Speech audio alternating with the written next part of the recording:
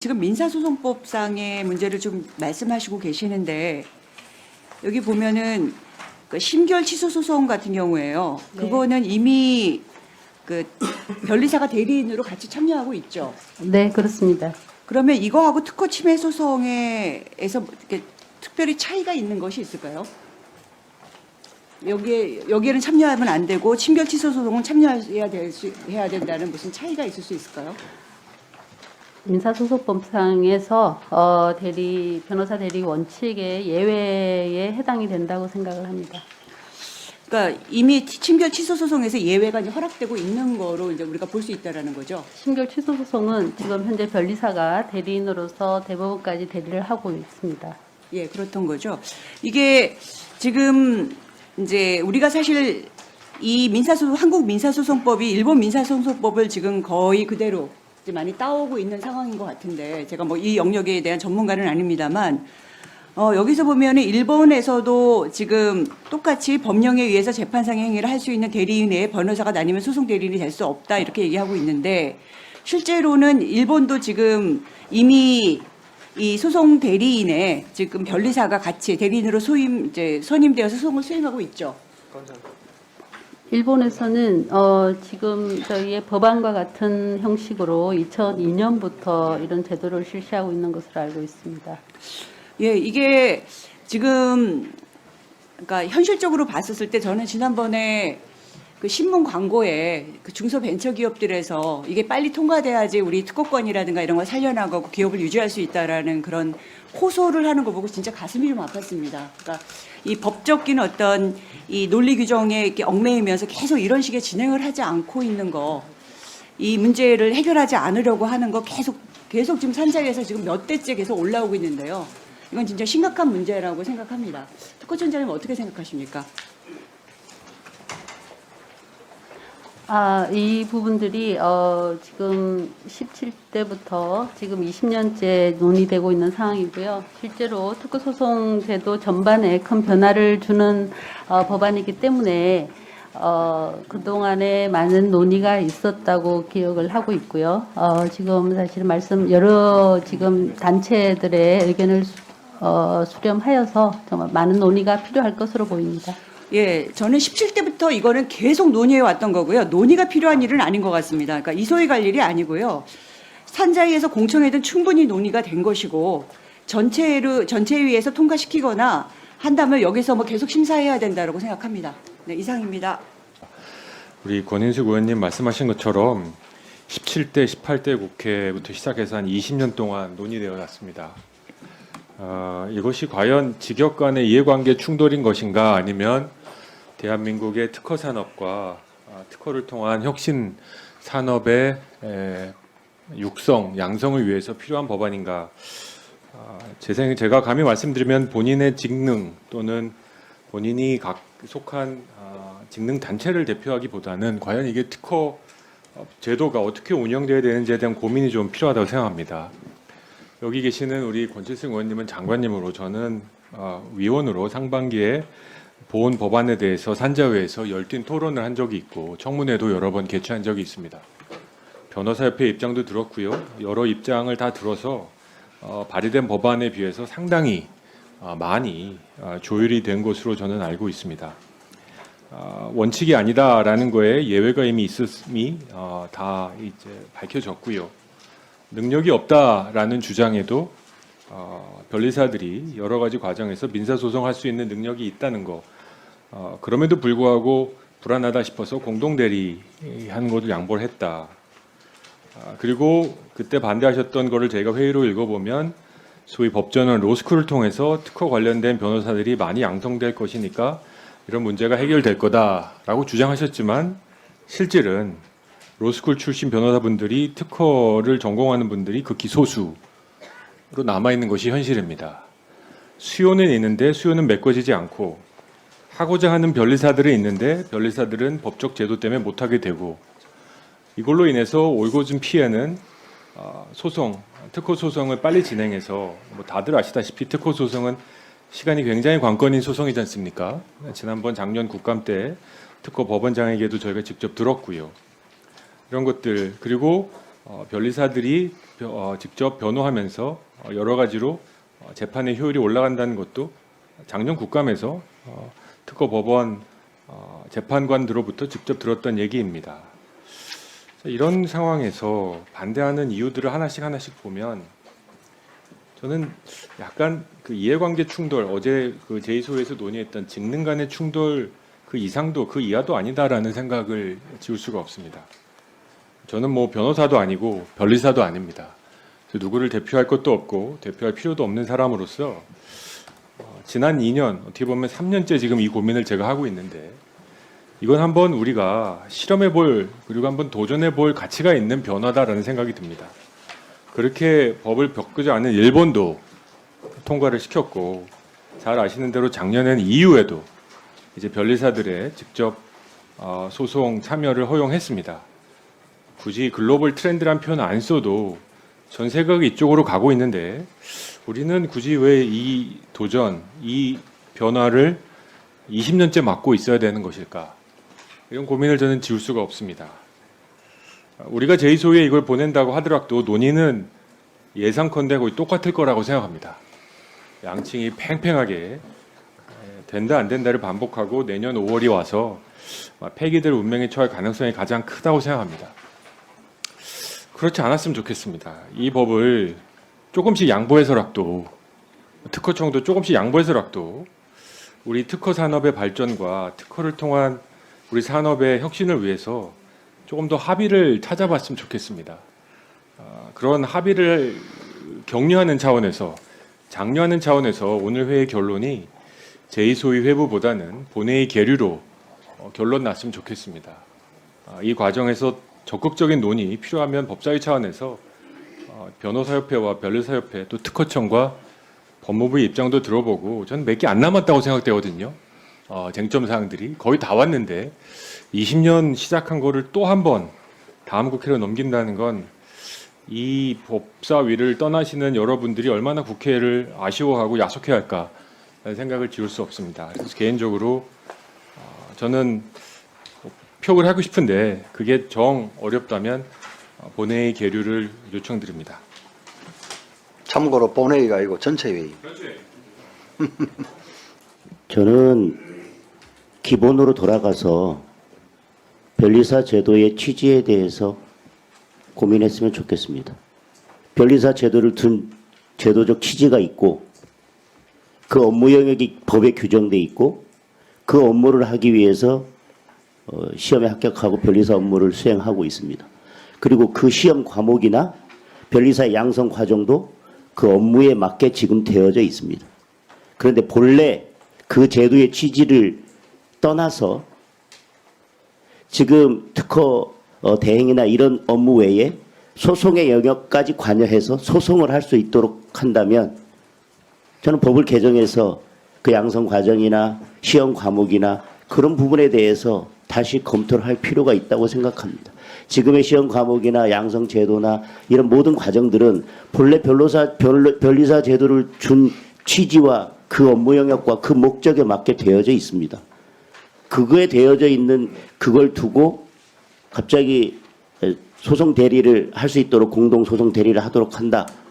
소송 대리를 맡길 수 있도록 저는 변리사 제도에 대한 검토가 필요하고 그렇게 해서 공동 대리라고 하는 기형적인 제도를 둘 것이 아니라 단독으로 할 수 있게 하든지 근본적인 고민을 해야지 저 이렇게 기형적으로 공동 대리로 가는 것 자체에 대해서는 법률적인 문제가 있고 또 법 체계상의 문제가 있고 그리고 꼭 전문적인 영역, 전문성을 필요로 하는 영역이 이 변리사 영역뿐만이 아니라 다른 영역도 있습니다. 그런 여러 가지 것들을 고려해서 이 소위에서 조금 더 심도 있는 논의를 했으면 좋겠습니다. 변리사법에 대해서 좀 토론을 하고 싶은데요. 지금 개정안 내용에 따르면 법정에 나가서 진술하는 것은 변호사와 함께하도록 지금 되어 있는 거죠. 네, 그렇습니다. 예. 근데 이제 그 서류 제출은 단독으로 할 수 있는. 네. 그러면 이제 특허청장님께 좀 여쭤보고 싶은 게 그러면 그 과정에서 국민 편익이나 이런 비용이나 이런 부분에 대한 판단은 어떻게 했는지가 좀 궁금합니다. 사실은 이제 일본의 경우를 참조할 수밖에 없는데요. 2002년부터 일본에서 동일한 제도를 시행을 하고 있고 지금 지난해까지 저희가 받은 자료로는 이렇게 공동 대리로 하고 있는 건수가 약 55% 정도 달한다고 보고를 받은 적이 있습니다. 그리고 그런 자료에 따르면 비용이 더 증가한다거나 그런 부분에 대한 지적은 없는 것으로 아니 그게 아니라 저희가 지금 보면 만약에 특허 전문 변호사를 선임한다 그러면 한 명을 선임하면 되는 건데 지금 이거는 공동 대리할 수밖에 지금 없도록 되어 있는 거잖아요. 그러면은 재판에 진술하러 나가는 그 과정에서 만약에 변리사만을 선임했던 의뢰인이 있다라고 한다면 재판 출석 진술을 위해서 변호사를 또 추가적으로 선임해야 되는 거 아닌가요?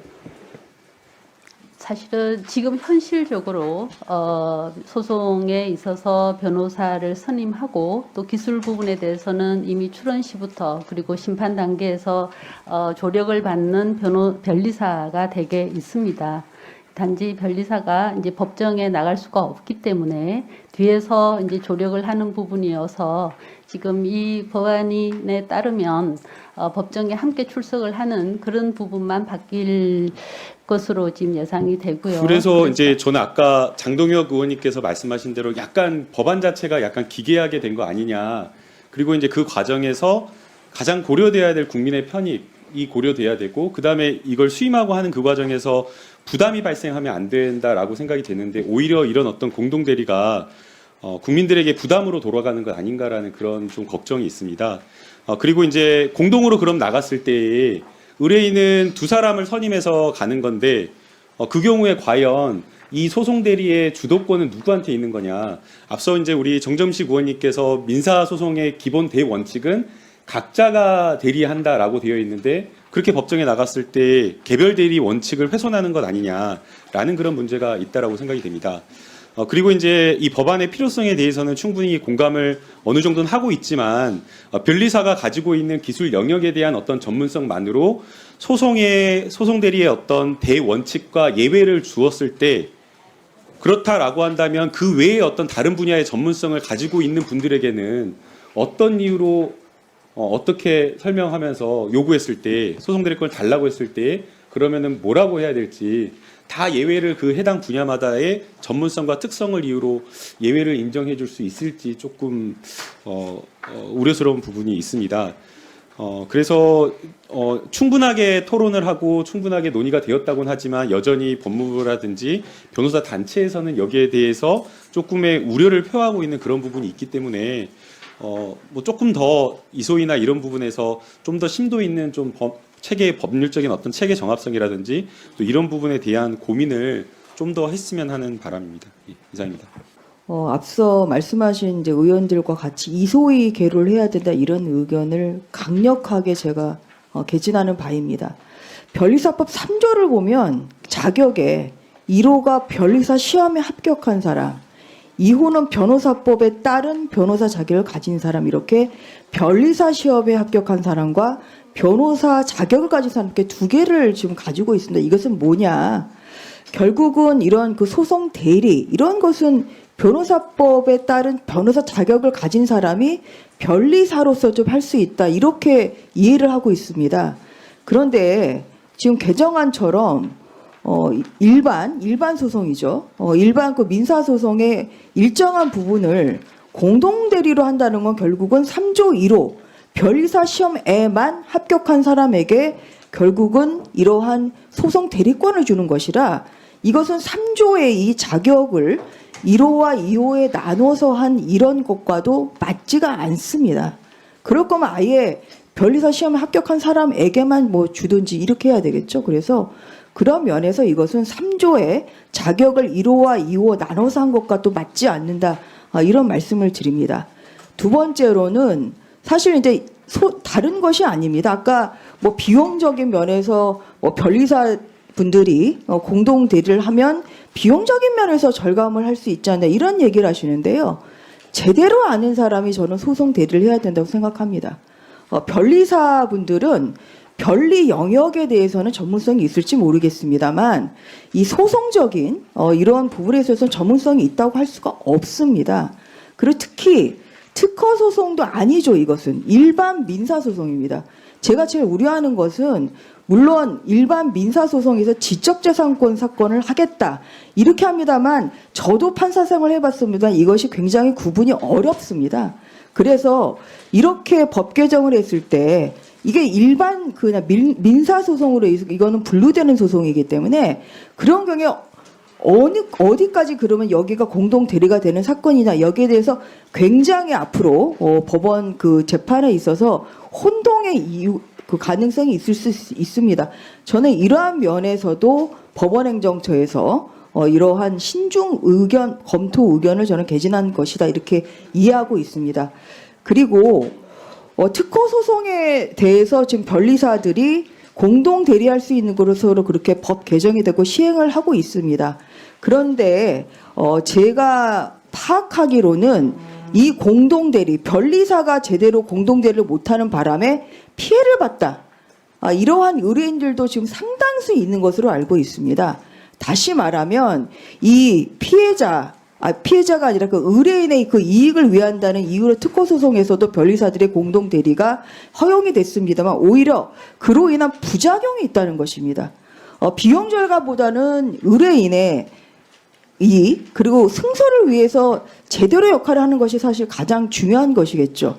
그래서 이 비용 절감 면에서는 어떠한 그동안의 그 긍정적인 면이 일부 있었을지 모르겠지만 이러한 점에서 이 법은 이것은 법원 행정처에서뿐만 아니라 여러 가지 우려의 점이 있기 때문에 저는 이 부분에 대해서는 정말 신중하게 검토를 해야 되고 많은 그런 다양한 의견을 좀 수렴할 필요가 있다 이렇게 생각합니다. 그래서 그런 면에서 저는 그 이소위에 회부해야 된다 이런 말씀을 드리겠습니다. 그리고 청장님께 한번 여쭤보겠습니다. 네. 제가 방금 이제 언급한 이 지금 특허 소송에 좀 공동 대리를 할 수 있는 건수가 있지 않습니까?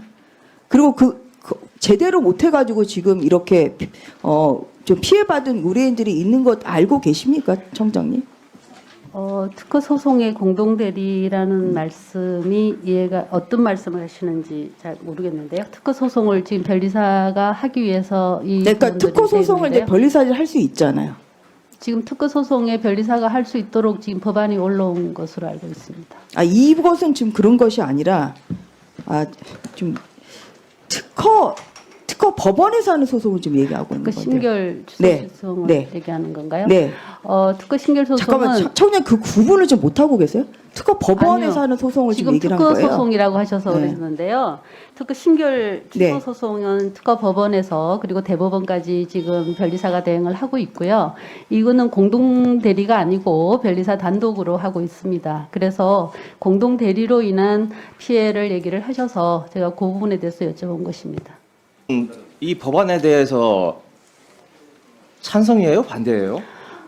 특허청은 항상 경제와 산업계와 과학기술계의 의견을 수렴해야 된다는 생각을 하고 있습니다. 그래서 북쪽이든 다른 직역단체에서 많은 의견을 주고 있다는 것도 저희도 잘 알고 있고요. 제가 특허 부분이 산업과 우리 과학기술 발전에 기여하는 바가 그것을 기본으로 하고 있기 때문에 그 목소리를 저희가 유념해서 판단해야 된다라고 생각하고 있습니다. 입장이 없는 거네요. 네? 지금은 굉장히 장황하게 말씀을 하셨고 지금 오랜 시간이 지났는데 특허청 어찌 보면 입장을 특허 이 법안의 필요성을 가장 절실하게 느끼고 가장 적극적으로 설명하고 설득하고 호소해야 될 입장인 제가 보기엔 특허청장님이신데 특허청장님이 저렇게 죽인지 밥인지 모르게 말씀을 하시면 도대체 여기 앉아 있는 사람들을 어떻게 설득을 하시겠다는 건지 전 특허청장으로서 지금 같이 일하시는 많은 직원들에게 지금 어떤 모습으로 보일지 자체를 한번 되돌아볼 필요가 있다고 생각을 하는 거고요. 두 번째, 네, 됐습니다. 청장님은.